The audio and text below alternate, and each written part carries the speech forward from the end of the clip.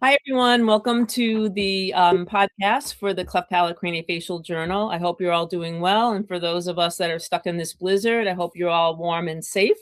I'm Pat Chibbaro. I'm the podcast editor here. I'm here in New York, and I'm really very happy to be having this group to talk about the work that they're doing regarding how can we do better at providing interdisciplinary cleft care. And so this is a very important paper, especially for those of you that are involved in international care. So definitely you want to take a look at this. It's OnlineFirst, January 19th, 2026. And it's an original article entitled Cleft Summit 2023, How NGOs Can Promote Development of Sustainable Interdisciplinary Cleft Care. And I'm really happy to have three of the authors. This is a team, true team effort. And the authors are Tamara Rodriguez, Raj Vyas, Dana Andari, Roland Nassaf, Behan Anand, Ruben Ayala, and Usama Hamdan, the Cleft Summit 2023 Consortium. And so I'm really very happy to be able to have Dr. Rodriguez, Dr. Andari, and Dr. Hamdan on with me to talk about the paper. So thank you so much all for joining me. Thank you, Pat, for the kind hospitality, and thank you, CPCJ, as well, for honoring us again in one of the podcasts. Well, you have done much to contribute to the work of cleft care, and and I think this is especially important. And I was involved in cleft care for many, many years. I never myself went on international missions or was involved in international care, but one of the things I always worried about was, are we able to provide comprehensive care? And so I would really love, Usama, if you can sort of give us a background on your work and what led to this paper. And then, we can talk about sort of the highlights. And then I think I really would love to know what's happened in the few years since this work was done. Thank you so much, Pat. And as you know, probably I've been involved with outreach cleft care for the last 39 years. And certainly this has been a transformational experience for me and for Global Smile Foundation, the founders and the board members, and many of the volunteers as well. And as a result, actually, we've changed even the title from missions, which was giving it kind of a religious connotation, to outreach medical program, and we recently changed that into sustainable health program. So Global Smile Foundation now calls our programs basically a sustainable health program, because we're really focused on following on the Cleft Summit directions and on our belief that the only way you can get proper cleft care is by interdisciplinary, multidisciplinary cleft care, as well as empowering people on the ground. And you're not a visiting team coming in and running out and doing, I did 200 and 300 cases with no proper follow-up. Right. It was that whole, I remember in the beginning, when missions were first starting, it was sort of that parachute in, provide the care, and parachute out.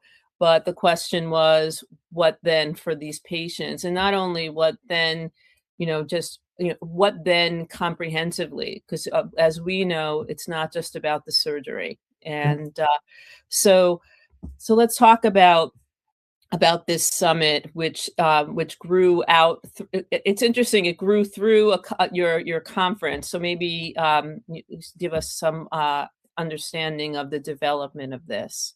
Certainly. So the Comprehensive Cleft Care Workshop, CCCW, started in 2018. And until 2023, we were holding it every year. Basically, this is like the Davos Economic Forum for the cleft providers. So under one roof, you have 80 to 90 world leaders basically coming together and sharing their, collectively thousands of years of experience with the audience as well, coupled with the simulation training. And we started from 2 simulation labs and the last meeting that you were part of in Cartagena in November, we had 21 simulation labs and specialty workshops. So it's a huge expansion. And it was very clear that any program or any foundation or any NGO cannot keep jumping from country to the other for medical tourism and doing this hit and run or parachuting, as you called it, and do a quick safari and then leave the patients unattended. And so we started also realizing basically that the best way to empower the provider, as well as utilize our time, because time is kind of limited for all of us, is to train the providers who really best need to be trained and can provide work on the ground. And we've done actually our math for each attendee who conservatively sees around 200 patients a year. Over a 20-year practice span, they can impact the life of 4,000 patients. So the last meeting that we had in Cartagena with around 420 plus attendees, you can imagine 1.65 million patients can be impacted during this thing. So this is the exponential role of training. And then we started discussing is that we as a Cleft community continue to be fragmented. It's literally like each NGO is building their own bridge, and each specialty is building their own bridge. And they all want to meet somewhere, but unfortunately, these bridges are going in completely different directions. There's no concerted effort from the collective NGO community, basically, as well as the multi-specialty groups, to try to sit down together and talk to each other is what is best for us to do.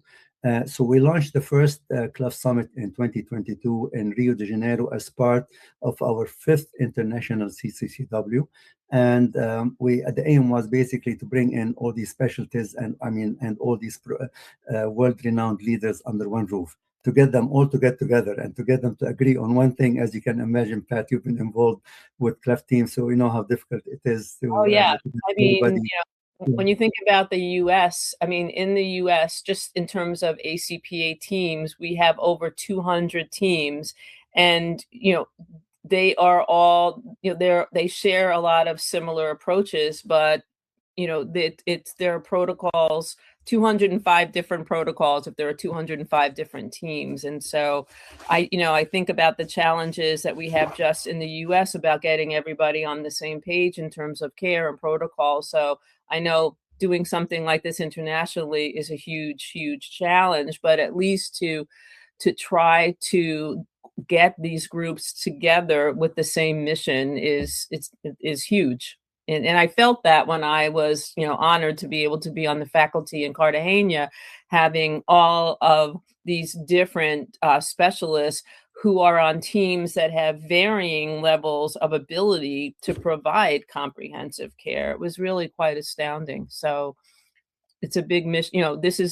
You took on a big one, Usama, and I give you all lots of credit for that. But you have, and I can see, just having Dr. Rodriguez and Dr. Andari here, and just knowing that you need, talk about a village. You need a international village, and so I'd love to talk more about you had a central guiding question. So, and let me, if you don't mind, I wanted to just read it so that people that are listening would know. And you asked all the participants to reflect on this central question: how can NGOs advance a patient-centered approach and develop sustainable policies that improve evaluation and management of patients with cleft lip and palate? Big question. Yeah, and this was very crucial for us, basically, because we wanted to get everyone's feedback.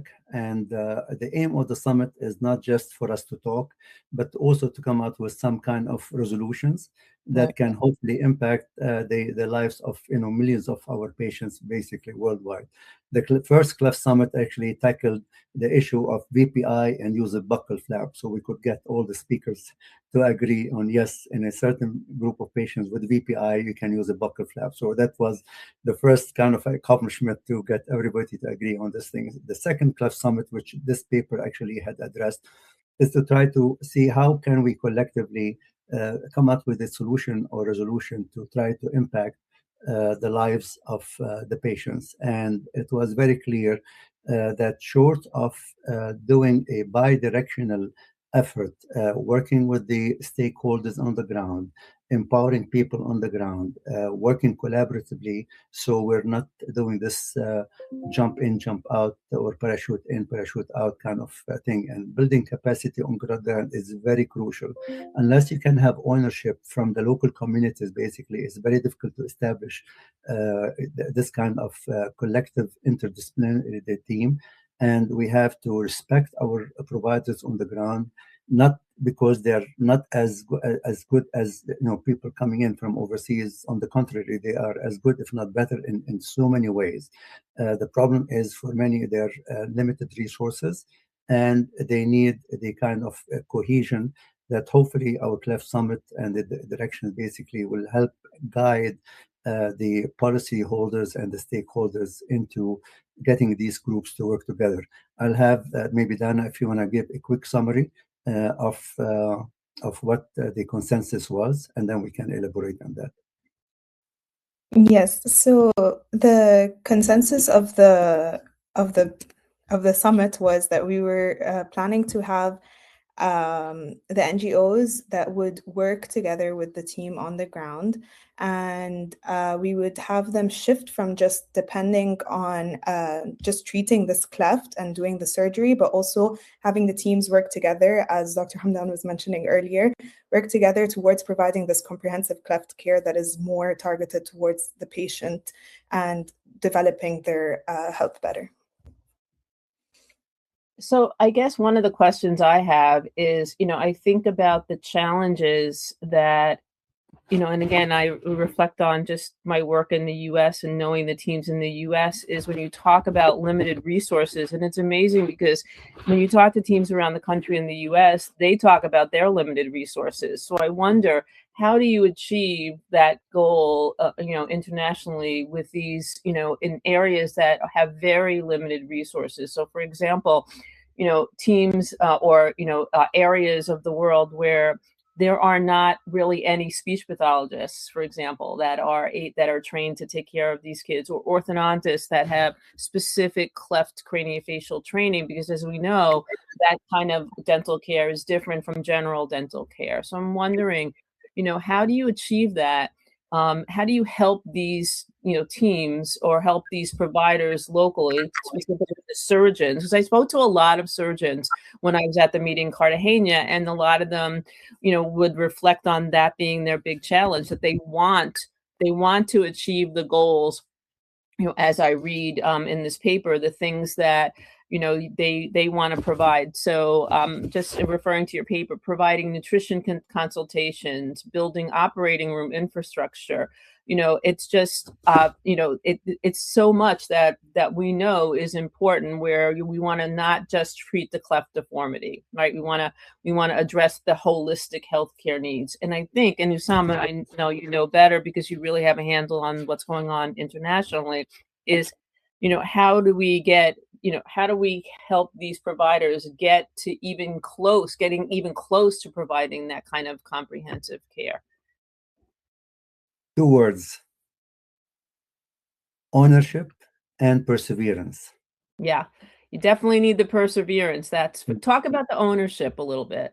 Ownership, basically, Pat, I can't tell you how many programs I went to and ended up actually dropping out these sites because I could not develop the ownership that was needed.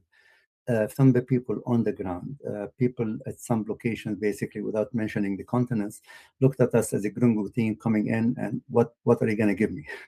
There was no ownership whatsoever. Whereas the other location that we continue to provide care for over almost the last 4 decades, with an improvement actually in the quality of care delivered by the local teams, basically there has been an ownership on the ground from all stakeholders: surgeons, hospital administrators, dentists, orthodontists, anesthesiologists, donors, people on the ground who are really invested in making this thing work. Government officials, non-governmental organizations. As you mentioned, it takes a village basically to get this thing off the ground. I'm glad that we have been able to create a very successful model for us actually with this specific venue basically in Ecuador, And thanks to the efforts actually of the Fundación Global Smile Ecuador, which is our kind of our independent sister foundation based in Ecuador, the local team, without even me knowing as well, lobbied the Health and Sports Committee in the Ecuadorian Congress to acknowledge July 23rd as a National Awareness Day for children born with congenital differences, with special emphasis on cleft lip and palate. I did not even know about this until they were flying into Quito to make the proposal for the committee. And Great. as we are here, unfortunately, in this country, the politicians are split on both sides, basically. They were able actually to get the whole committee members to sign unanimously to move it to the Ecuadorian Congress. And it also got approved on July 23rd unanimously by everybody in the Congress as a National Awareness Day, with significant impact and implications on the government, on the population, because now we're going to be working with the ministries, we're going to be working with the transportation, with the health ministries, with everything else to try to improve the quality of the life of patients born with cleft lip and palate.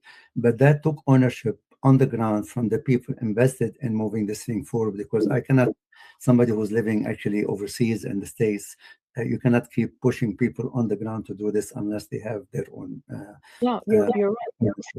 You're right, because in order to provide really comprehensive care, you have to look at what that involves. And you talked about it, transportation. It's all those things that, that if you don't have all of those elements, and I think when you talked about the ownership, getting the hospital administrators and the government, if they don't have that kind of support, which they have to, as you said, they have to go out and seek it, which is not easy, and so I think that, that's what we have to really help to, and I know that you're doing that, to try to support those local providers, to be able to take the next step in order. And you're there helping to provide them with all of the technical support, the education, but you can do all of that. And if you don't have that local infrastructure to support that that holistic care, you won't be able to achieve it. And so I wonder. Go ahead. Sorry. Go ahead. No, and we started basically in Ecuador. We developed a clinical fellowship. We trained not only the surgeons in cleft care, but we also trained the dentists, orthodontists, and pediatric dentists.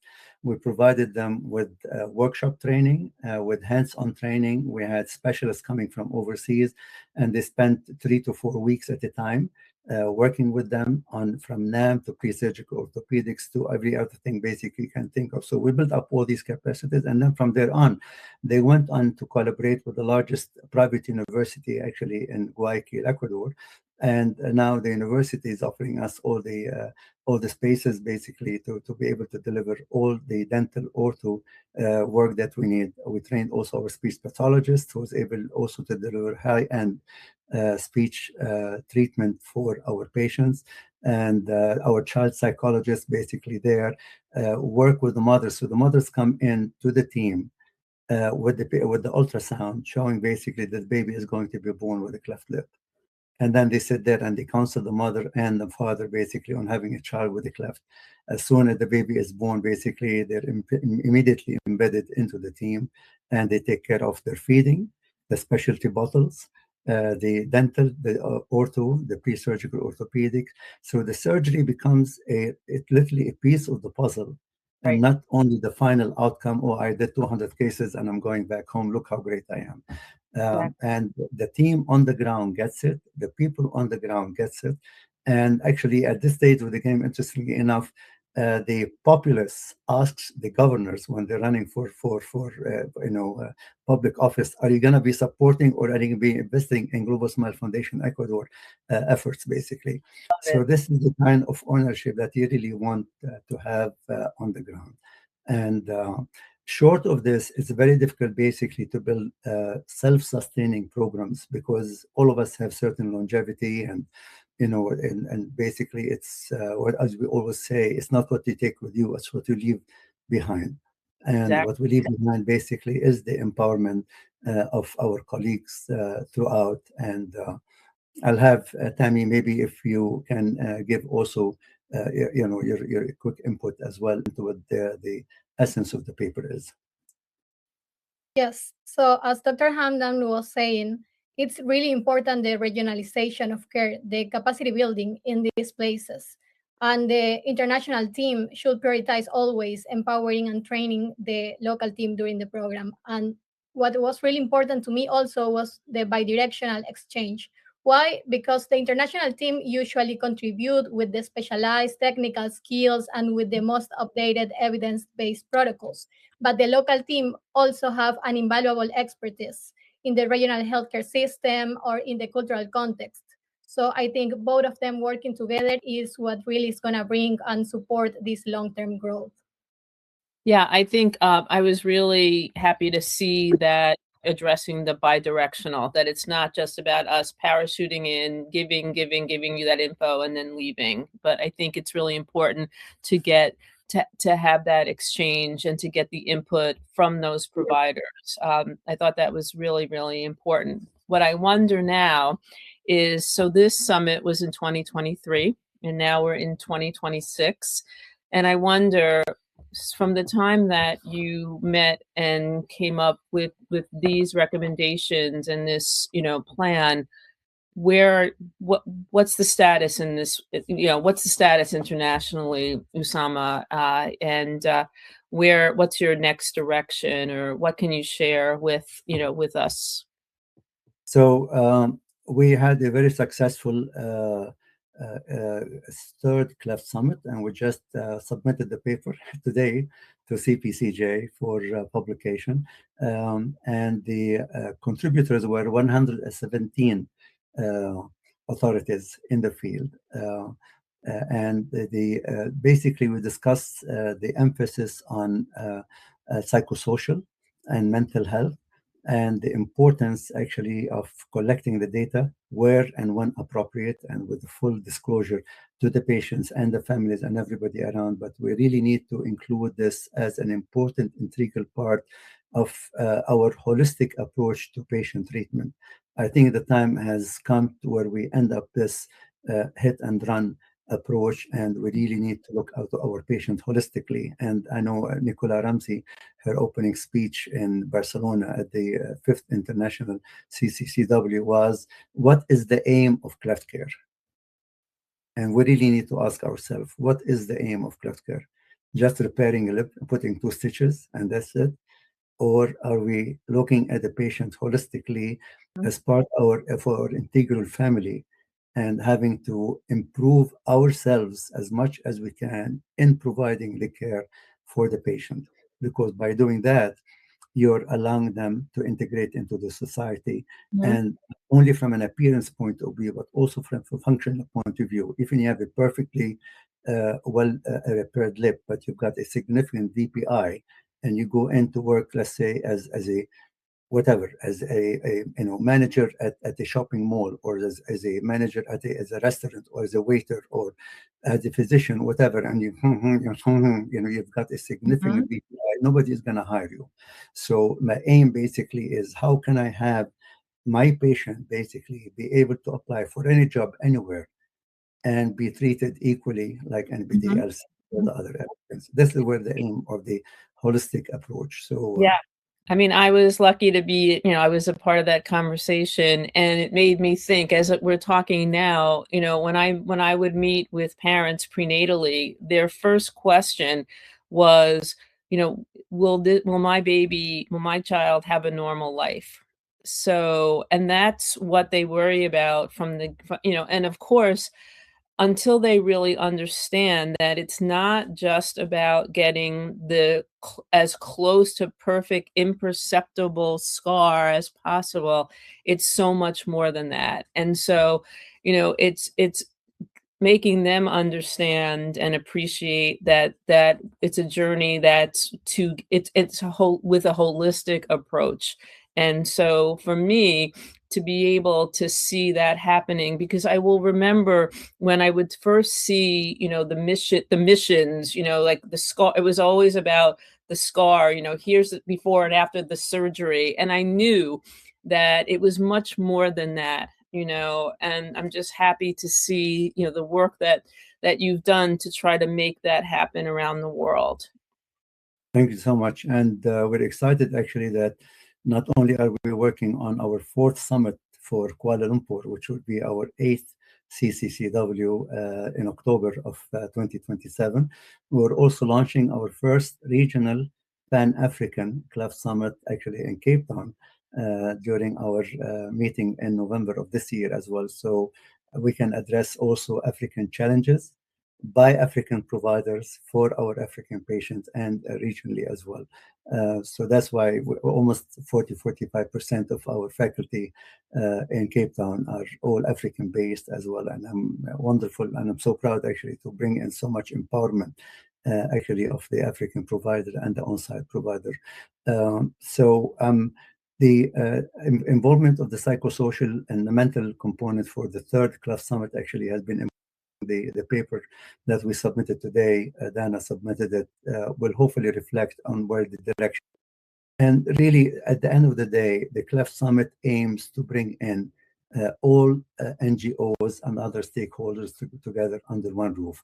We really need to work collectively, and we need to stop each one of having their own game and their own thing, because at the end of the day, Cleft is a drop in the bucket when you consider basically malnutrition, when you consider all the wars that are taking place, when you consider the genocide, everything that's happening in the world. Cleft is around 250,000 children are born every year. There we have around 5 million patients waiting to be operated on or so statistically. So it's still, not that huge in the figures what the world needs to look at. And the world will not take us seriously unless we can collectively come in with one unified voice and say, here we are, United Nations, WHO, local, politics, local governments, please listen to us, because we're coming in with solutions basically that I think might work for everyone. Right. You just said that, you come in not just with problems, but with solutions. And I think, helping the local providers take ownership and it's a challenge. And so I thank you and, the work that you're all doing to take on this challenge. Just grateful to see it. So before I reintroduce this paper, any last thoughts that you want to share with the listeners? No, actually, we're glad to expand the scope of our workshop from 1 year. Now we're doing actually 3 and potentially 4, believe it or not. So next month, during our 2-week sustainable health program in Ecuador, we're doing a 2-day live workshop, including live surgery and lectures for our Ecuadorian colleagues. We have over 65, 70 people already have registered for the surgical and comprehensive care. And Pedro Santiago, our dear friend, is also coming down to do his teaching actually at OS University also for 2 days. This is followed by a regional workshop with the Lebanese University in April, addressing not only dental but global health and regional needs, and hopefully as well will be the second regional Pan-African meeting in Cape Town, South Africa. So the hope is basically to try to empower our colleagues with as much training as we can, and not just keep pointing finger, oh, this outcome is not good and this outcome is not good. We really need to give them the tools and the education and the training. And the workshop that we're doing are free of charge, actually, both in Ecuador and in Lebanon as well.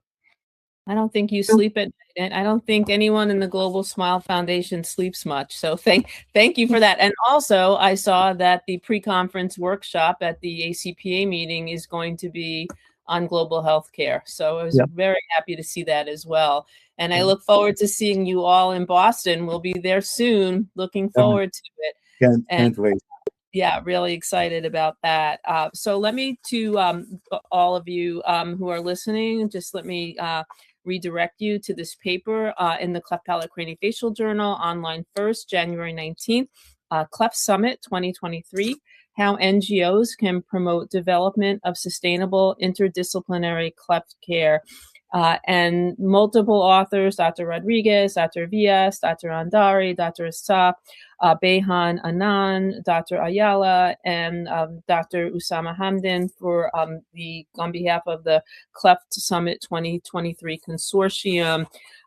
Amazing work. So, just so happy to see that the work to try to really instill comprehensive interdisciplinary care around the world. We know it's a challenge, and the work you're doing to move towards that is terrific. So thank you so much, and look forward to seeing, hopefully, will you all be in Boston? I hope to see you at the meeting. Looking for that. And thank you so much, Pat, for the kind hospitality as well.